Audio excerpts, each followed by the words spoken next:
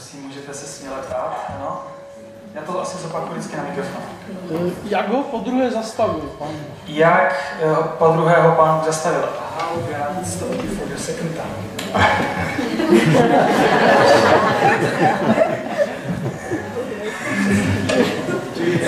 Yeah, that's what I was saying. It's too long. It's too long.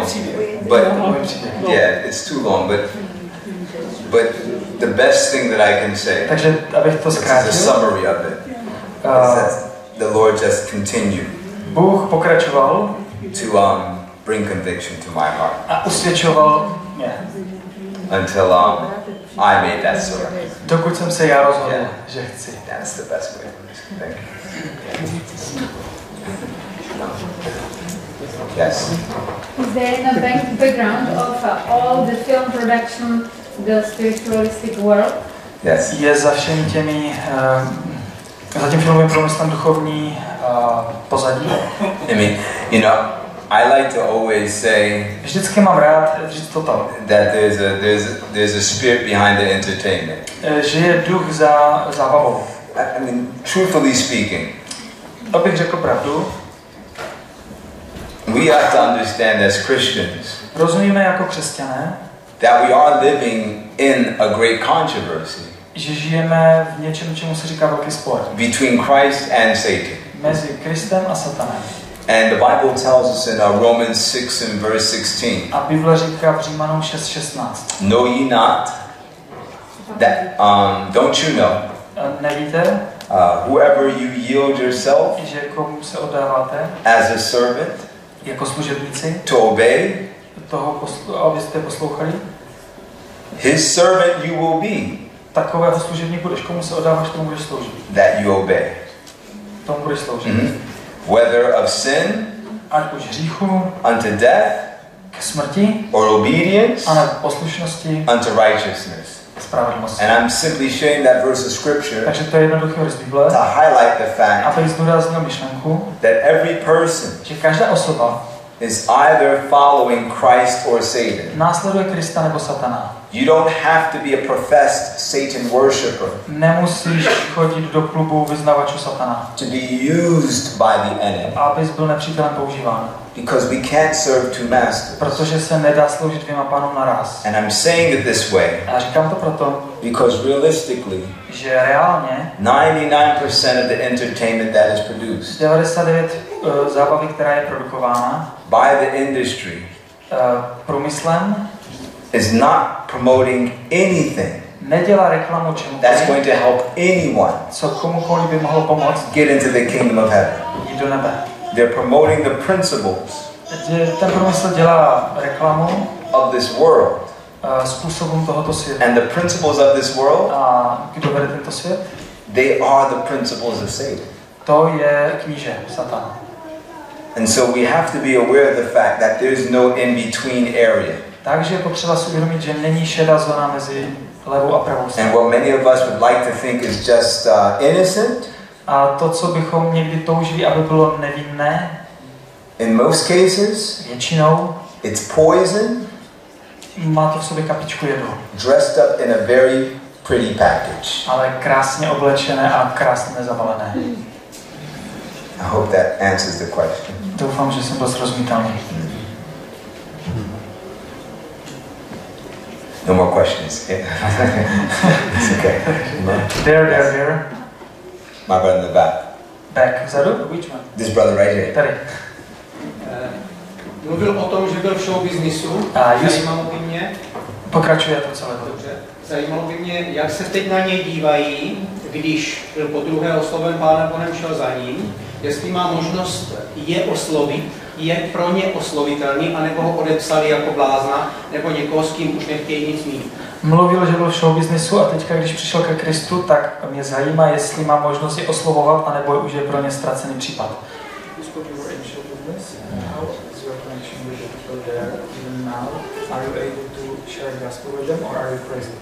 Are you crazy for them? I don't know what that means. So yeah, I have some friends Jo, mám nějaké kamarády, that are still involved in the industry for sure, of course. kteří jsou hluboce zapojení v zábavním průmyslu. And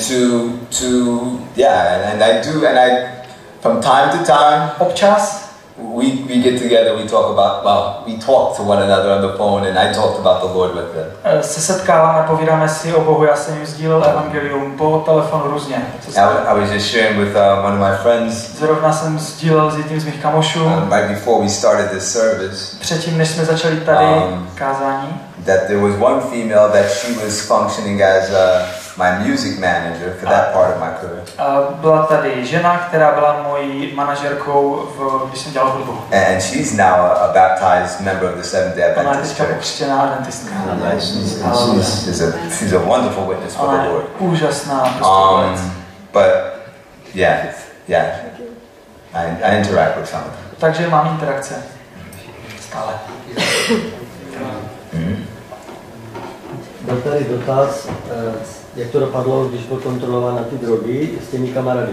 Byl tady dotaz, jak byl kontrolován na ty drogy, co se stalo s jeho kamarády. What happened with your friends when there was this drug control, drug check?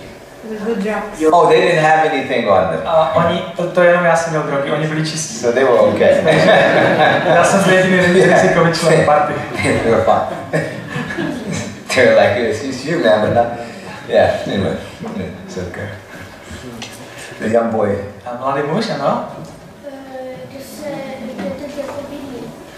Kde bydlí? Oh, I live in New York. Žiju stále v New Yorku. Oh, good. No difference. State. V státě New York. No longer in the city. Už ne v městě New York, ale v okolí. Yeah. Yes. Ano. My bychom rádi pozdravili bratry a sestry v New Yorku skrze bratra. Rádi bychom pozdravili bratry a sestry v New Yorku skrze bratra. We would like to share our greetings with brothers and sisters in New York. Okay. God bless you in New York. Bůh ti žehnej. From Czech Republic. I'm talking to the cameras there. Mluví ke kameře. Bůh vám žehnej v New Yorku z České republiky. Okay. My sister. A manželku dostal až po obrácení od Boha?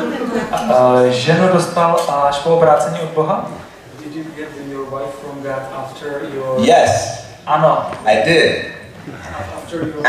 After my crazy, yes. Takže po mém veselém období života jsem Actually, I met my wife. Já jsem teda poznal svou ženu. I met my wife. Well, I was still in the middle of my crazy. Zatímco jsem byl neustále ve svém but the Lord was working on my heart. Vyživném období, ale Bůh už pracoval na mém srdci. And matter of fact, this is a funny story. My wife was working for my father. Mimochodem moje žena pracovala pro mého otce. She was doing some secretarial work for him at that time. Nějaká sekretářka. And my father called her in his office. A můj otec ji zavolal do svého. My wife's name is Denise. Její jmenuje se Denisa. And he said to her. A říká jí. What she told me this. He said, Denise. Taťka mluví k ní a říká, Denis. I know that you and my son are friends. Já vím, že jste kámoši s mým synem. And Chris is my son. Chris je můj syn. And I love him. Miluji ho. But stay away from him, he'll destroy your life. Ale drž se od něho dál, nebo tě zničí.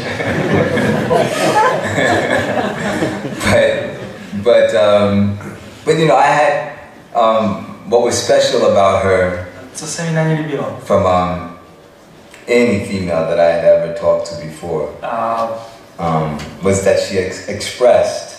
Mluvil jsem se spoustu ženami předtím, ale na ní jsem si vážil, bylo výjimečné to, že ona vyjadřovala. That one of her goals, one of her great goals in life was to be a Christian.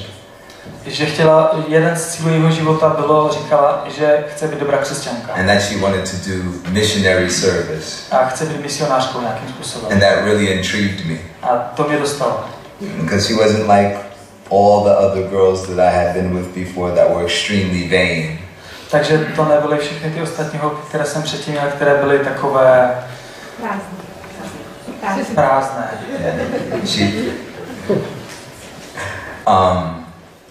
And I said, you know, that's what I want in my life. A já jsem si řekl, to bych chtěl v životě. Because I know ultimately that's the direction where I was trying to go.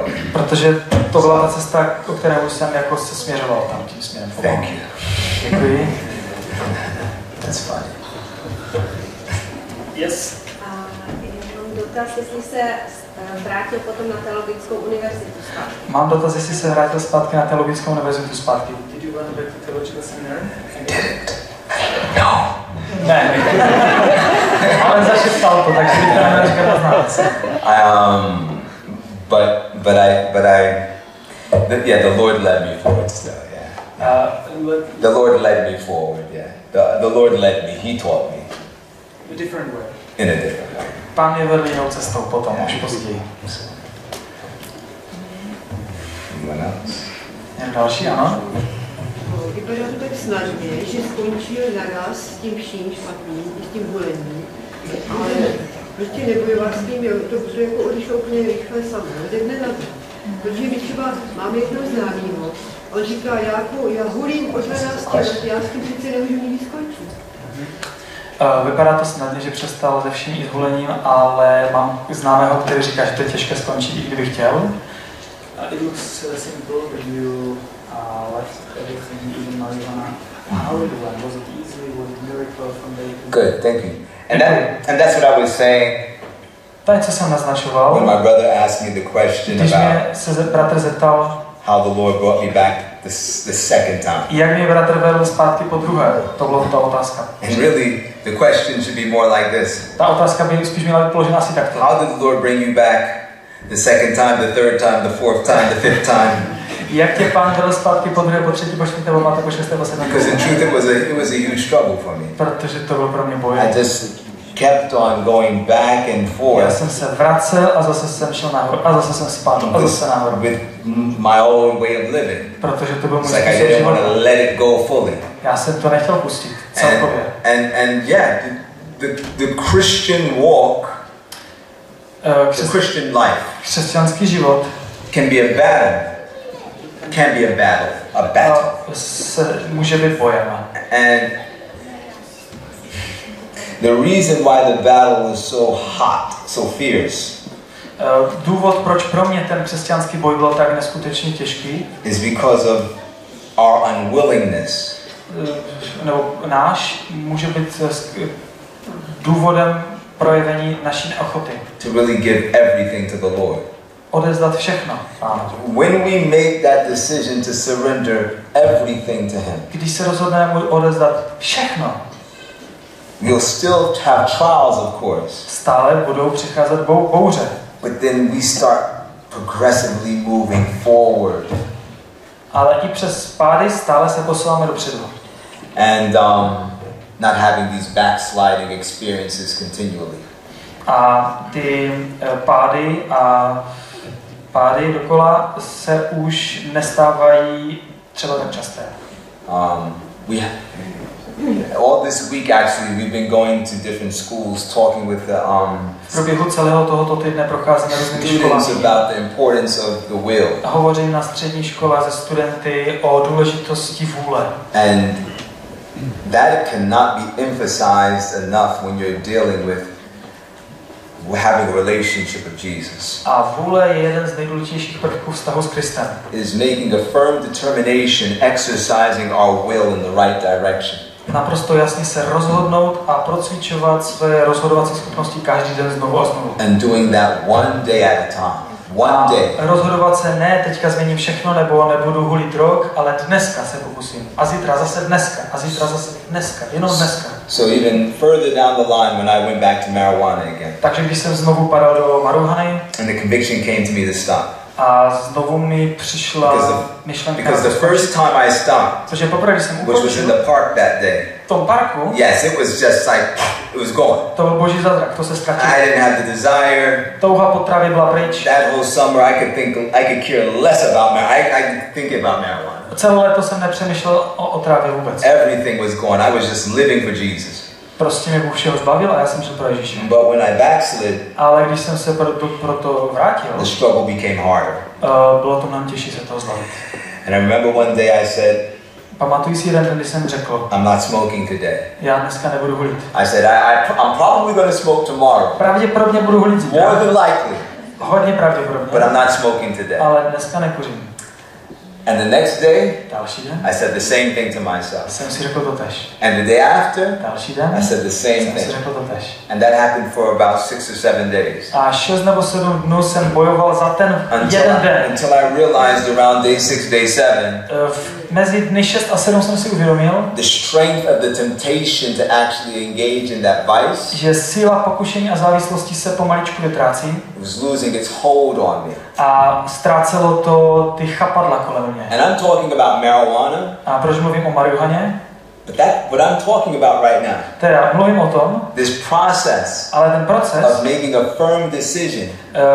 Snahy něčeho pro něco se rozhodnout nebo něčeho se vzdát. On a daily basis. Na jednodenní bázi. It works for every sin. To funguje v případě každého hříchu. I'm not going to be impatient with people today. Dneska se pokusím být trpělivý. No matter what. Nebudu naštvaný.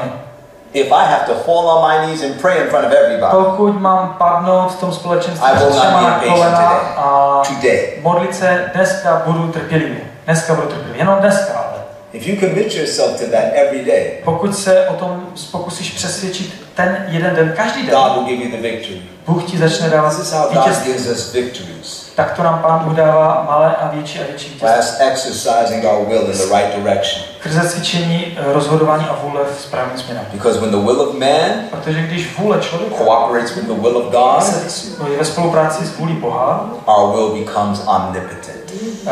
Naše vůle se stává nepřekonatelnou. Because God is now working in and through us. Všemocnou, protože Bůh pracuje skrze mě. V mém životě. Děkuji za otázku. It's a long answer. No more questions. Žádné otázky? Dobře. Okay, this one, my sister here. Poslední, tady. Mám ještě dotaz, jestli někde Kristus sobě jako pastor, jestli má nějaké určité místo nebo sbor. Co dělá, že? Mám otázku, jestli je kazatel, pastor, nebo co dělá. Pastor, what's your ministry? What are you doing? I'm an evangelist. Jsem evangelista. And I travel worldwide. Yeah. Cestuji kolem světa. And I do I do a lot of media. Jsem hodně zapojený ve službě přes média. Whether it's on YouTube. Jsem aktivní na YouTube. Instagramu. And then I do a lot of presentations as well for 3ABN. You may be familiar. Takže hodně přednáším v té velké televizi v USA 3ABN. Another television network. A v dalších televizích.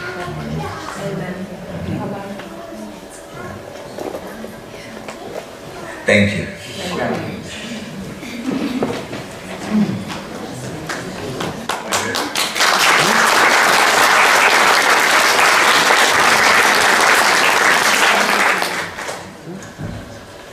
Takže já bych chtěl poděkovat Chrisovi a Nikimu za to, že tady dneska mohli dopoledne a i odpoledne být, že mohl s námi otevřít Boží slovo, že mohl nám říct své zkušenosti a to, jak s Pánem Bohem žil a bojuje, nebo ne s Pánem Bohem, ale jak bojuje se svým životem. A jako poděkování za to, že tady byl, jsem se dozvěděl od jeho nejbližších, že má rád hrozně ořechy. Předávám ořechy a tady mají balíček, aby vždycky, jak se na to podívá nebo obleče, tak aby si vzpomněl, že byl tady u nás v Havířově. Thank you so much. A ti Pán Bůh žehná. Chtěl bych teda poděkovat ti Nikimu, tam jsem nedokázal zjistit, jestli má rád ořechy, ale doufám, že jo.